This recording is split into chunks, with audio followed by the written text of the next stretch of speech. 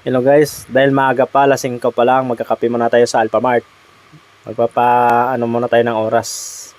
Yan, magkakape muna tayo guys. Good morning sa inyo lahat. Pupunta tayo sa isang kaibigan natin, kay Boss Edwin. Yan, abang. Hello guys, dito lang yan sa Barangay San Isidro, sa Antipolo guys. Pupunta natin yung farm ni Boss Edwin. Ayan.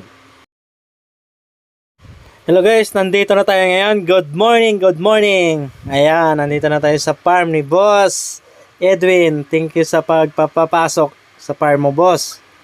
Ayan. Ganda na yung mga quality dito ng mga manok niya. Pang Jerby to guys. May page din sila sa YouTube. Lions din yung pangalan. Ayan. Abot tayo mga boss, thank you sa pagpapasok mo sa farm mo. Sa tiwala.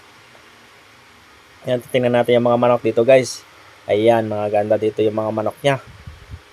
Hindi ko lang alam guys kung anong mga pangalan kasi wala pa dito yung si Boss Edwin eh. Yung training ng mga manok dito lahat. Ayan. Dami yan guys. Ayan.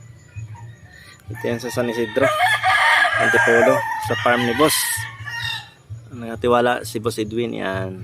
Ito yan. Babalik ako ulit sa iyo, boss. And at least nakita na natin yung mga quality na manok mo. Susunod mag-interview tayo sa iyo kung anong mga lahi niyan. Ilang beses na din ito nag-champion guys sa Derby. So may pangalan din to sila. Yung Lions din. Yung page nila. Ayan. Tingnan nyo na lang din. Marami yan. Ang gandon yun sa dulo. Gandon yun. Ayan. Ayan. Quality yung mga manok. Thank you boss sa tiwala. Ayan. Marami din doon. Hanggang doon. Ayan, doon yan. Ayan. Manok pang sabong talaga to. Ayan.